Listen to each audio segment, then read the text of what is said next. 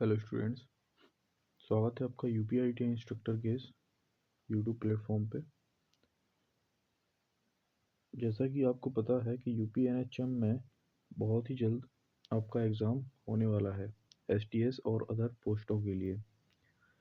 तो सिलेबस को देखते हुए कि आपका जो सिलेबस है उसके अकॉर्डिंग आने वाले कम्युनिकेबल और नॉन कम्युनिकेबल डिजीज़ेस वो आज मैं यहाँ कवर कराऊँगा। तो चैनल के साथ जुड़े रहें और हमारे साथ बने रहें। हमारे चैनल को लाइक शेयर सब्सक्राइब करें। यहाँ मैं आपको मैक्स टू मैक्स कोशिश करूँगा कि आपको उस डिसीज़ेस से रिलेटेड पूरी जानकारी प्रोवाइड करा सकूँ और कोशिश करूँगा कि हूबहू पढ़ाई गई चीज़ें आपके एग्ज़ाम में दिखाई दें। तो चलिए शुरू करते हैं। बात करते हैं कम्युनिकेबल डिसीज़ेस की। तो कम्युनिकेबल डिसीज़ेस यानी कि संचारी रोग क्या क्या होते हैं? ऐसे रोग जो एक रोगग्रस्त व्यक्ति से दूसरे स्वस्थ व्यक्ति में दूषित भोजन या जल या संपर्क या कीटनाशकों, जानवरों आदि के कारण फैलते हैं, इन्हें हम संचारी रोग कहते हैं। कम्युनिकेबल का मतलब है कि जो रोग कम्युनिकेशन के माध्यम से एक दूसरे से मिलने जुलने या उसकी वस्तुओं का उपयोग करने से जो रोग एक से दूसरे व्यक्ति में प्रवेश कर जाए, उसे हम कम्युनिकेबल डिजीज़ेस बोलेंगे। अब देखिए, ये कम्युनिकेबल डिजीज़ेस यानी कि संचारी रोग विषाणुओं द्वारा, जीवाणुओं द्वारा, कई माध्यम से कई इसके कारक हो सकते हैं जो इन कम्युनिकेबल डिजीज़ेस को आगे बढ़ाने में मदद करते हैं। इन्हीं कम्युनिकेबल डिजीज़ेस में हम पहले बात करेंगे विषाणुओं द्वारा उत्पन्न रोगों की, जिनमें पहला है छोटी माता यानी कि चिकन पॉक्स। देखिए, छोटी माता जो रोग है उसको जो वायरस फैलाता है, उसका जिसके द्वारा ये होता है, उसका जो नाम है वोरीसेला।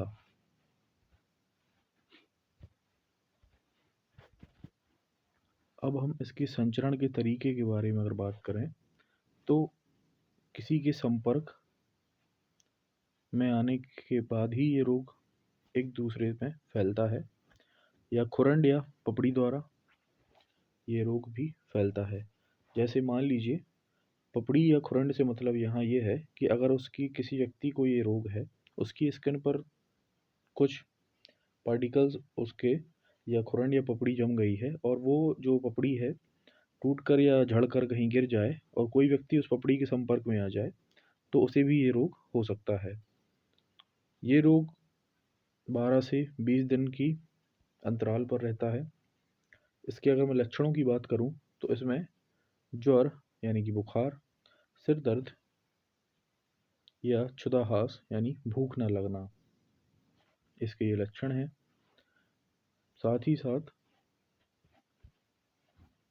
पीठ व छाती में गहरे लाल रंग के दाने, जिसे पित्तिका भी कहते हैं, जो पूरे शरीर में फैल जाते हैं। बाद में ये दाने पुट्टिकाओं यानी एक प्रकार का छोटा फफोला होता है, इसमें बदल जाते हैं। कुछ दिनों बाद फफोले सूखने लग जाते हैं और खुरंड यानी कि पपड़ियाँ बन जाते हैं और ये खुरंड गिरने लगते हैं, जिससे संक्रमण संक्रामी अवस्था में आ जाता है। अगर इसके रोकथाम व उपचार की मैं बात करूं तो अब तक छोटी माता का कोई टीका उपलब्ध नहीं है, लेकिन निम्न प्रकार की सावधानियां बरतने से ये जो रोग है आप इसको रोक सकते हैं एक बड़े स्केल पर पहुंचने से।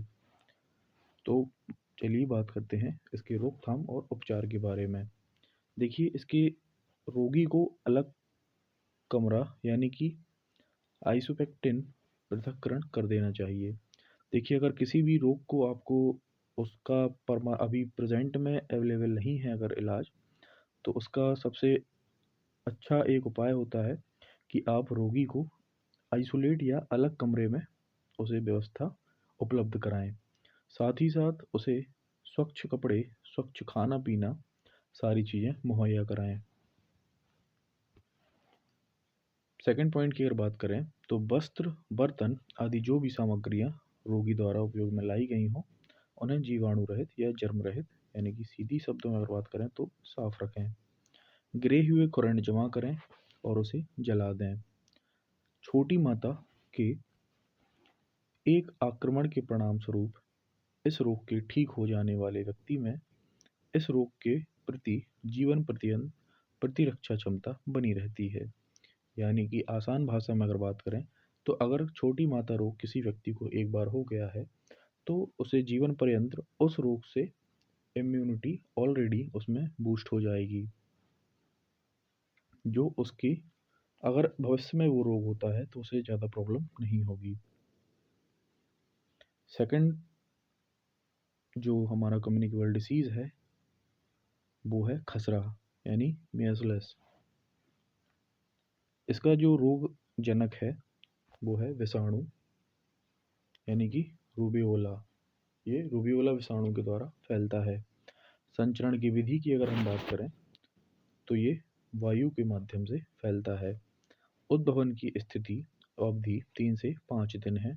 इसके लक्षणों में सर्दी जुकाम, मुंह व गले में सफ़ेद छोटे छोटे चकत्ते बन जाना, शरीर में छोटे छोटे दानों का दिखाई देने लगना। इसकी रोकथाम व उपचार की अगर हम बात करें तो रोगी को अलग रखें, स्वच्छता बनाए रखें, प्रतिजैविक एंटीबायोटिक दवाएं देने के से केवल द्वितीय संक्रमण को रोका जा सकता है, जो खसरे से पीड़ित व्यक्ति को आसानी से हो सकता है।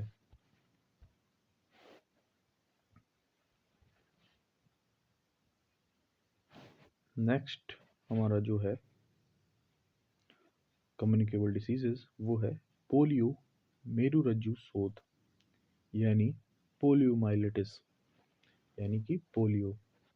यह शब्द पोलियो प्लस माइल प्लस इटिस से बना है, जिसमें माइलोस मज्जा को कहा जाता है तथा इटिस शोथ है। सामान्यतः शोथ को सूजन यानी कि स्वेलिंग समझा जाता है, लेकिन यह अंग्रेजी शब्द इन्फ्लामेशन से का पर्याय है, जिसमें सूजन सहित 4 अन्य लक्षण सम्मिलित हैं। इसके रोगजनक है पोलियो विषाणु पोलियो वायरस।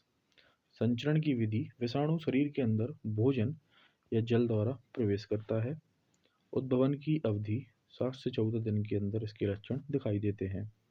अगर मैं इसके लक्षणों की बात करूं तो विषाणु आंत्र कोशिकाओं में गुड़न कर संख्या वृद्धि करता है, यानी कि ये मल्टीपल अपने जो जेरोक्स है उसे बना लेते हैं और अपना गुणन कर यानी कि मल्टीपल फॉर्म में ये अपनी जो नंबर ऑफ वायरस हैं इसे इंक्रीज करते हैं और वहाँ से रक्त द्वारा मस्तिष्क में पहुँच जाते हैं। यह मस्तिष्क व तंत्रिकाओं को क्षति पहुँचाते हैं व बच्चों में पक्षघात यानी कि लकवा पैदा कर देते हैं। गर्दन कड़ी या सख्त हो जाती है, ज्वर हो जाता है और सिर ढुलकने लगता है। इसकी रोकथाम और उपचार की अगर बात करें तो इसकी रोकथाम के लिए पोलियो वैक्सीन ड्रॉप उपलब्ध है। बच्चों में आपने देखा होगा कि छोटे बच्चों को पोलियो की वैक्सीन ड्रॉप दी जाती थी, तो ये वही है। ये इसका एक निश्चित अंतराल पर बच्चों को दिया जाता है। हमारे देश में बच्चों को पोलियो वैक्सीन देने के लिए पल्स पोलियो अभियान कार्यक्रम का आयोजन अखिल भारतीय स्तर पर किया जाता है। अब भारत पोलियो मुक्त घोषित हो चुका है। तो देखिए इसमें जो एग्ज़ाम में आपको नेशनल हेल्थ प्रोग्राम दिए गए हैं, ये एक जो आपने अभी नेशनल हेल्थ प्रोग्राम में जो पढ़ा है पल्स पोलियो अभियान, ये उसी के अंतर्गत आता है। नेक्स्ट है रेबीज़। इसका रोगजनक है रेबीज़ विषाणु। संचरण की अवधि रेबीज़ कुत्ता द्वारा काटे जाने से। उद्भवन की अवधि की अगर बात करें तो 10 दिन से 1 से 3 माह तक, जो कि काटे गए स्थान की केंद्रीय तंत्र का तंत्र यानी कि मस्तिष्क व मेरुरज्जु के बीच की दूरी पर निर्भर करता है। लक्षणों की अगर बात करें तो तेज सिर दर्द व उच्च ज्वर, गले व वक्ष की मांसपेशियों का कष्टदायक संकुचन, घुटन व पानी से भय जिसे हाइड्रोफीबिया भी कहते हैं और इसके परिणाम स्वरूप मृत्यु हो जाती है। रोकथाम व उपचार की अगर बात करें तो कुत्तों का अनिवार्य प्रतिरक्षीकरण यानी कि उन्हें टाइम टू टाइम उन्हें जो उनकी रेबीज़ को ख़त्म करने वाली डोजेज़ है वो दी जानी चाहिए। रेबीज़ से ग्रस्त पशुओं को मार देना चाहिए। रेबीज़ से ग्रस्त पशु द्वारा काटे गए व्यक्ति को एंटी रेबीज इंजेक्शन लगाना या मौखिक खुराक देना भी इसमें शामिल है। फिफ्थ है यकृत शोथ। इसका रोगजनक है यकृत शोथ का विषाणु। संचरण मुख्यतः दूषित जल द्वारा ये फैलता है। इसकी उद्भवन की अवधि की अगर बात करूं तो सामान्यतः यह 15 से 160 दिन के भीतर ये दिखाई देता है। अगर किसी व्यक्ति को ये लक्षण होते हैं तो इनके लक्षणों में अगर हम बात करें तो शरीर में दर्द, भूख न लगना व उबकाई यानी कि मिचली आना, आंखों व त्वचा में पीलापन, मूत्र का रंग गहरा पीला पितृवर्णकों के कारण। यकृत का जो साइज है वो बढ़ जाएगा। रोकथाम की अगर बात करें तो हेपेटाइटिस बी वैक्सीन अब भारतवर्ष में इसके लिए उपलब्ध है। उचित स्वच्छता बनाए रखना, अधिक वसायुक्त भोजन का त्याग कर देना चाहिए यानी कि तली भुनी चीज़ें कम कर देनी चाहिए। नेक्स्ट है इन्फ्लुएंजा। इन्फ्लुएंजा इतालवी भाषा का शब्द है और इसे सामान्यतः फ्लू नाम से भी जाना जाता है। यह रोग श्वसन पथ को संक्रमित करने वाले विषाणुओं के कारण होता है। सामान्यतः सर्दी जुकाम की अपेक्षा इन्फ्लुएंजा ज्वर अधिक गंभीर बीमारी है। इसका कारण इन्फ्लुएंजा ज्वर एक विषाणु के कारण होता है जो हमारे शरीर की कोशिकाओं में आक्रमण करता है। इसके परिणाम स्वरूप अनेक प्रभाव पड़ते हैं जो विषाणु के स्ट्रेन यानी कि प्रभेद यानी प्रकार पर निर्भर करता है। फ्लू विषाणु के अनेक प्रभेद हैं। विषाणुओं के में सदैव उत्परिवर्तन होता रहता है और अनेकों प्रभेद यानी कि स्ट्रेन बनते हैं। इस लगातार परिवर्तन के परिणाम स्वरूप इसके परपोषी विषाणु प्रतिरक्षण तंत्र से बचे रहते हैं। दुर्भाग्यवश इसकी एक स्ट्रेन के प्रति जो प्रतिरक्षा है वह अन्य प्रभेदों को प्रतिरक्षा प्रदान नहीं कर पाती। फ्लू विषाणु से संक्रमित व्यक्ति उस विषाणु के एंटीबॉडी विकसित करता है। विषाणु के परिवर्तित हो जाने से एंटीबॉडी परिवर्तित विषाणु को नहीं पहचान पाते और फ्लू हो सकता है। देखिए अगर सामान्य भाषा में अगर हम बात करें तो इसके जो विषाणु हैं वो लगातार अपने आप को अपडेट करते रहते हैं। जैसे कि कोरोना के केस में आपने देखा होगा कि कोरोना का first variant, then second variant, then third variant आया। तो जैसे ही हमारे जो साइंटिस्ट थे वो फर्स्ट वेरिएंट पर काम कर रहे थे तो काम करते करते ही उन्होंने सेकंड वेरिएंट को जब देखा कि इसने अपने आप को फिर से कन्वर्ट कर लिया है या चेंज कर लिया है, तो इसी कारण सेम फ्लू इन्फ्लुएंजा यानी कि फ्लू के केस में होता है। इसीलिए जो शरीर की प्रतिरक्षा प्रणाली है वो फेल हो जाती है। देखिए अगर इसके लक्षणों की हम बात करें तो फ्लू के विशेष लक्षण निम्नवत हैं। ज्वर, इसमें सामान्यतः आपको 100 डिग्री फ़ारेनहाइट से 103 डिग्री फ़ारेनहाइट वयस्कों यानी कि एडल्ट्स में और बच्चों में इससे अधिक भी हो सकता है। श्वसन पथ के संक्रमण के लक्षण जैसे खांसी, गलव्रण, गलदाह यानी गला में जख्म, नाक का बहना, सिर दर्द, मांसपेशियों में दर्द व अत्यधिक थकान है। यद्यपि फ्लू के साथ कभी कभी मिचली, उल्टी व दस्त की शिकायत होती है, आमाशय या आंत संबंधी लक्षण मुश्किल से सुस्पष्ट होते हैं। फ्लू से संक्रमित बहुत से लोग 1 से 2 सप्ताह में पूर्णतः स्वस्थ हो जाते हैं, लेकिन कुछ लोगों में गंभीर व जीवन के लिए खतरनाक जटिलताएं विकसित हो जाती हैं जैसे कि निमोनिया। फ्लू के नियंत्रण व उपचार की अगर बात करें तो इन्फ्लुएंजा के कारण होने वाली बीमारी को या उससे होने वाली मृत्यु को काफ़ी हद तक वार्षिक फ्लू टीकाकरण द्वारा रोका जा सकता है। फ्लू टीका उन लोगों के लिए विशेष रूप से बताया जाता है जो चिरकारी यानी कि क्रॉनिक बीमारियों जैसे हृदय रोग, फेफड़े व यकृत के रोग, मधुमेह व गंभीर अरक्तता से पीड़ित हैं और इनमें इस रोग के जटिल हो जाने की संभावना बहुत अधिक है। फ्लू से पीड़ित व्यक्तियों को पर्याप्त मात्रा में तरल पदार्थ लेना चाहिए।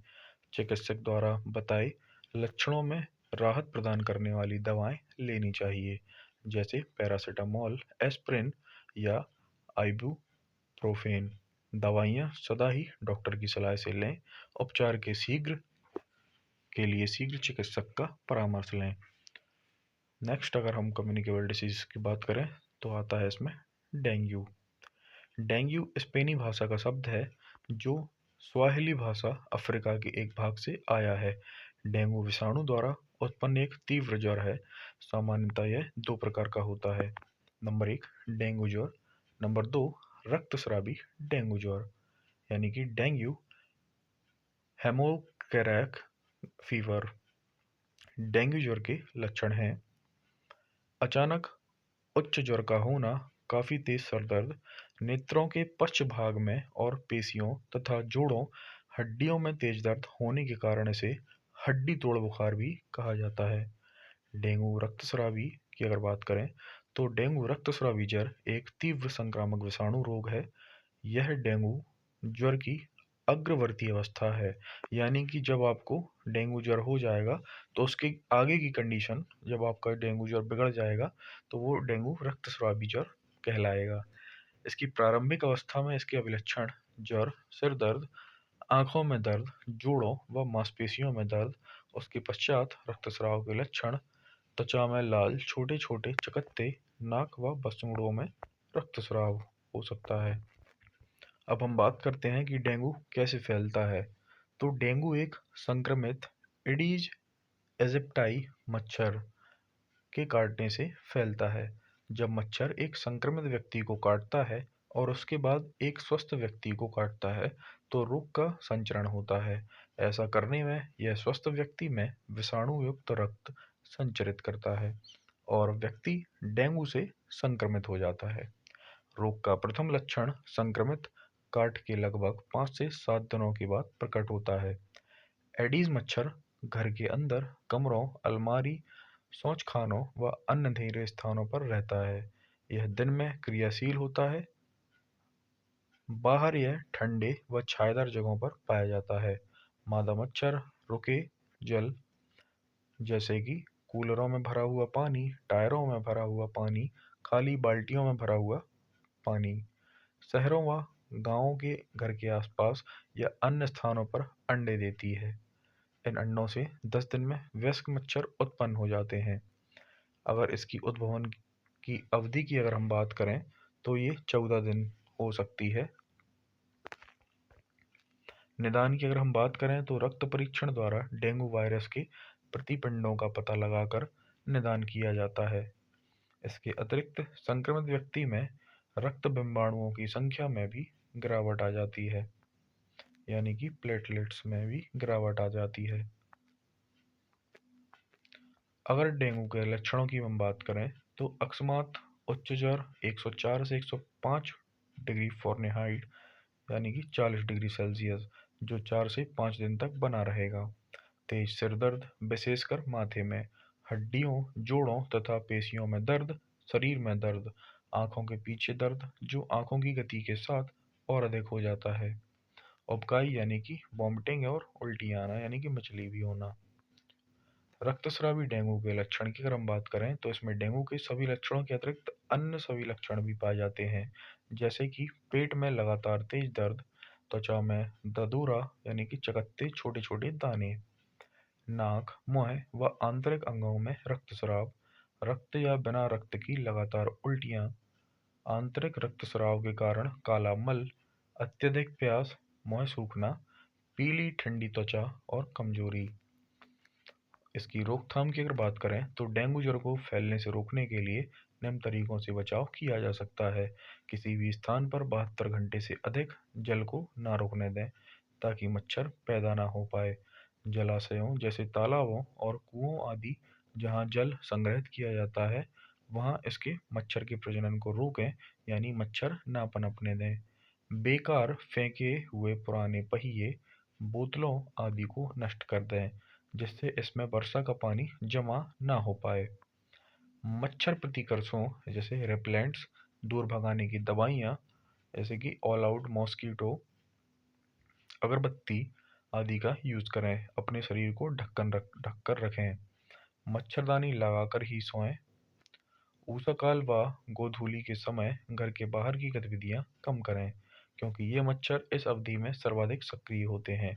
डेंगू ज्वर से पीड़ित रोगियों को कम से कम 5 दिन तक अलग रखें। डेंगू ज्वर से किसी पीड़ित का संदेह होने पर निकटतम स्वास्थ्य केंद्र को सूचित करें। डेंगू या रक्तस्रावी डेंगू का उपचार। डेंगू ज्वर का कोई विशेष उपचार नहीं है।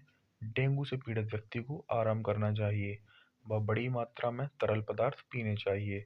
रक्तस्रावी डेंगू ज्वर का उपचार शरीर के नष्ट हुए तरल के प्रतिस्थापन से होता है, यानी कि आप जितना ज़्यादा लिक्विड का यूज़ करेंगे आपके लिए उतना ही ज़्यादा बेनिफिशियल होगा। कुछ रोगियों में रक्तस्राव रोकने के लिए खून चढ़ाने की भी आवश्यकता होती है। अब तक हमने विषाणुओं के द्वारा होने वाले रोग के बारे में चर्चा की थी। अब हम बात करेंगे जीवाणुओं के कारण उत्पन्न रोग। याद रहे, अंग्रेजी का बैक्टीरिया शब्द बहुवचन है और इसका एक वचन है बैक्टीरियम। तो जीवाणुओं के कारण उत्पन्न रोगों में पहला आता है यक्ष्मा, यानी कि तपेदिक, और इंग्लिश में इसे ट्यूबरक्लोसिस बोला जाता है। इसका रोगजनक है एक जीवाणु यानी कि माइकोबैक्टीरियम ट्यूबरक्लोसिस। जो संक्रमित व्यक्ति के द्वारा अगले व्यक्ति को ये रोग ट्रांसफर होता है। इसकी संचारण की विधि संक्रमित व्यक्ति के वायुवाहित विसर्जित पदार्थ जैसे थूक, खांसी, छींक आदि के निकलने पर। उद्भवन की स्थित अवधि की अगर बात करें तो 2 से 10 सप्ताह के अंतर्गत ये आपको रोग अगर हुआ है तो आपके शरीर में इसको दिखाई देना स्वाभाविक है। इस अवधि में जीवाणु एक आवेश यानी कि विषैला पदार्थ ट्यूबरक्यूलिन पैदा करता है। अगर हम इसके लक्षणों की बात करें तो लगातार ज्वर व खांसी, छाती में दर्द व थूक के साथ रक्तस्राव, सामान्य कमजोरी। रोकथाम और उपचार की अगर बात करें तो संक्रमण को फैलने से रोकने के लिए रोगी को अलग रखना, निरोधक उपाय के तौर पर बच्चों को बीसीजी के टीके लगवाना, रहने वाले कमरे हवादार, स्वच्छ व आसपास स्वच्छ वातावरण होना चाहिए। उपचार हेतु एंटीबायोटिक दवाइयों का यूज किया जाना चाहिए। सेकंड है टाइफाइड। इसे आंत ज्वर यानी कि एंट्रिक फीवर या मोती झरा भी कहा जाता है। इसके रोगजनक हैं एक बैसिलस या छड़नुमा या दंडाकार बैक्टीरियम, जिसे साल्मोनेला टाइफी भी कहा जाता है। संचारण अब विधि की अगर बात करें तो संदूषित भोजन व जल के द्वारा ये फैलता है। उद्भवन अवधि 1 से 3 सप्ताह। लक्षण लगातार ज्वर, सिर दर्द, धीमी स्पंद यानी कि नाड़ी दर यानी कि ब्लड प्रेशर लो हो जाना, पेट पर लाल दाने, गंभीर स्थितियों में व्रण यानी कि घाव, जख्म, अल्सर के फटने पर रोगी की मृत्यु। इसके रोकथाम और बचाव की अगर बात करें तो एंटी टाइफाइड टीकाकरण लगवाना चाहिए। खुले रखे गए भोजन व पेय नहीं लेना चाहिए। उचित स्वच्छता व सफाई का रखरखाव यानी कि अपनी सफाई और जहां आप खाना वगैरह ये सब पकाते हैं या स्टोर करते हैं वो सब साफ होना चाहिए। रोगी के उपसर्ग यानी कि मलमूत्र आदि का उचित निपटारा करना चाहिए। एंटीबायोटिक्स यानी कि प्रतिजैविक दवाइयाँ लेनी चाहिए। नेक्स्ट है हैजा, जैसे विसूचिका या कॉलरा भी कहा जाता है। यह अक्सर भीड़ वाले व अपर्याप्त स्वच्छता वाली परिस्थितियों में ही फैलता है। इसके रोगजनक कौमा के आकार का जीवाणु, जिसे विब्रियो कोलेरी भी कहा जाता है। संचारण विधि की अगर बात करें तो दूषित खाद का जल, घरेलू मक्खी इसकी वाहक है। उद्भवन विधि की अगर बात करें तो 6 घंटे से 2 से 3 दिन। लक्षणों में तीव्र दस्त, चावल के पानी की तरह का मल, पेशियों में ऐंठन, मूत्र द्वारा खनिजों का ह्रास, निर्जलीकरण के कारण मृत्यु। रोकथाम व उपचार की अगर हम बात करें तो हैजा का टीका दिया जाता है। विद्युत अपघट्ट यानी कि इलेक्ट्रोलाइट, सोडियम पोटेशियम चीनी का घोल आप दे सकते हैं। पानी में घोलकर रोगी को दिए जाने चाहिए ताकि निर्जलीकरण को रोका जा सके। ओआरएस घोल आप घर पर भी बना सकते हैं, जिसमें 2 चम्मच शक्कर, आधा चम्मच नमक और 1 गिलास पानी को आप मिक्स करके पी सकते हैं। खाद्य पदार्थों को भली भांति धोकर पकाएं। रोगी के वमन व मल का उचित निपटारा करें। मक्खियों को खाद्य पदार्थों व बर्तनों पर ना बैठने दें। नेक्स्ट अगर रोग है जो जीवाणुओं के द्वारा फैलता है वो है डिप्थीरिया। यह रोग प्रायः 1 से 5 वर्ष की आयु के बच्चों को होता है। इसका रोगजनक है छड़नुमा जीवाणु, जिसे कोर्नीबैक्टीरियम डिप्थीरिया कहा जाता है। संचरण विधि, ये वायु द्वारा या बिंदुक संक्रमण द्वारा फैलता है। उद्भवन की अवधि 2 से 4 दिन है। लक्षण हल्का ज्वर, गले में गलदाह वर्ण, गले में जख्म या सामान्यतः अस्वस्थता। गले में अर्धठोस पदार्थ का रिसना जो एक कठोर झिल्ली के रूप में बदल जाता है। इस झिल्ली से वायु पथ अवरुद्ध हो जाने से व्यक्ति की मृत्यु हो जाती है। इसके रोकथाम व उपचार की अगर बात करें तो तुरंत औषधीय उपचार प्रारंभ कर देना चाहिए। शिशुओं को डीपीटी का टीका लगवाना चाहिए।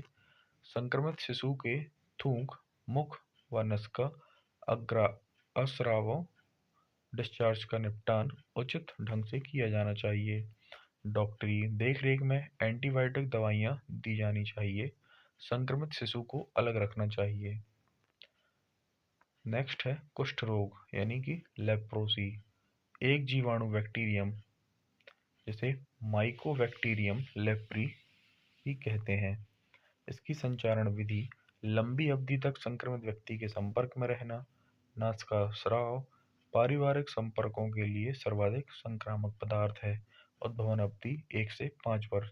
देखिए, आपको कोई भी रोग तब तक नहीं हो सकता है जब तक कि आप किसी पहले से संक्रमित व्यक्ति के संपर्क में नहीं आते हैं। यहाँ 99% चांसेस होते हैं कि आपको वो रोग हो सकता है अगर आप किसी संक्रमित व्यक्ति के संपर्क में आते हैं।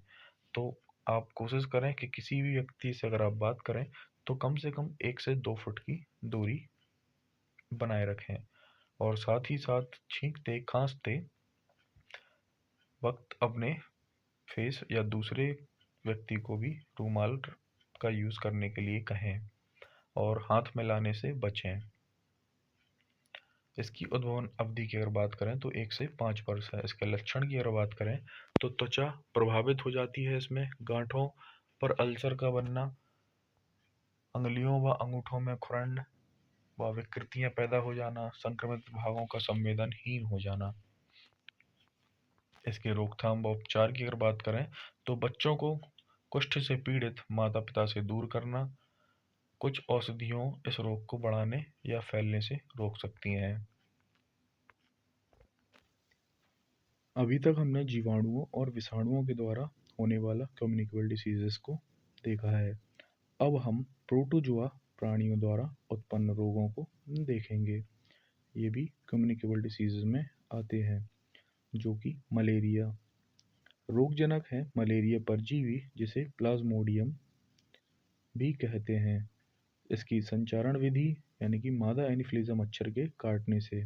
उद्भवन स्थिति लगभग 12 दिन में ये अपना प्रभाव दिखाता है। लक्षणों की अगर हम बात करें तो सिर दर्द, मिचली व पेशियों में दर्द, ठिठुरन और कांपना व पसीने के कारण साथ कुछ समय बाद ज्वर का सामान्य हो जाना। रोगी कमजोर व अरक्तता से पीड़ित हो जाता है। यदि सही प्रकार उपचार न किए जाए तो द्वितीयक जटिलताओं के कारण मृत्यु हो जाती है। इसकी रोकथाम व उपचार की अगर बात करें तो जो दोहरे जालीदार दरवाजे व खिड़कियां ताकि मच्छरों के प्रवेश को रोका जा सके। मच्छरदानी व मच्छर प्रतिकर्षों का यूज़ करना चाहिए। गड्ढों व अन्य खुली जगहों पर पानी एकत्रित न होने दिया जाना चाहिए, जिससे मच्छरों का पैदा होना बंद किया जा सके। गड्ढों व अन्य पानी एकत्रित होने वाले स्थानों पर मट्टी का तेल का छिड़काव या डीडीटी का छिड़काव करना चाहिए। मलेरिया रोधी दवाओं का यूज़ करना चाहिए। प्रोटोजुआ से होने वाला सेकंड रोग है अमीबता या अमीबा रुग्णता या अमीबिएसिस, जिसे अमीबी पेचिस भी कहते हैं, या एमोबिक डिसेंट्री। इसका रोगजनक है एंटी अमीबा हिस्टोलिटिका। संचरण की अवधि संदूषित भोजन व जल है। अगर इसके लक्षणों की बात करें तो आंतों में व्रण यानी कि अल्सर का निर्माण, पेट में दर्द व मिचली, तीव्र या तेज दस्त व मल में श्लेष्म यानी कि चिकनाहट आना। रोकथाम व उपचार की अगर बात करें तो उचित स्वच्छता बनाए रखें, तरकारी व फलों को खाने से पहले भली भांति धो लें, रोगियों को एंटीबायोटिक दवाइयाँ प्रदान करें। अब बात करते हैं कम्युनिकेबल डिसीजेस में कृमियों यानी कि हेलमिंथ्स द्वारा उत्पन्न रोग। नंबर 1 है फाइलेरिया रोग। देखिए इसका रोगजनक है फाइलेरिया कृमि, जिसे बुशरेरिया बैंक्राफाइट भी कहते हैं। इसकी संचरण की विधि है एडीज व क्यूलेक्स मच्छर के काटने से। ये जो रोग है वो फैलता है। आप चित्र में देख पा रहे होंगे, ये हाथी पांव के लक्षण हैं। स्लीपद यानी कि फील पांव से पीड़ित व्यक्ति। इसके लक्षणों की अगर हम बात करें तो इसमें ज्वर, लसिका वाहिकाओं की भित्तियों में अंतःकला कोशिकाओं व उपापचयों यानी कि मेटाबोलाइटों का संग्रह हो जाता है। शरीर के कुछ भागों जैसे टांग, छातियों, अंडकोश आदि में सूजन आ जाती है। टांगों की सूजन जो हाथी के टांगों की भांति प्रतीत होती है, अतः इस रोग को सीलपद यानी कि फूला हुआ प्लस पद यानी कि पैर यानी कि फील पाँव भी कहा जाता है। इसके रोकथाम व उपचार की अगर बात करें तो मच्छरों के प्रवेश को रोकने के लिए घर में जालीदार दरवाजे व खिड़कियां लगाए जाने चाहिए। टंकियों व अन्य पात्रों में संग्रहित जल को भली भांति ढक देना चाहिए। गड्ढों में मिट्टी का तेल का छिड़काव करना चाहिए और दवाएं दी जानी चाहिए।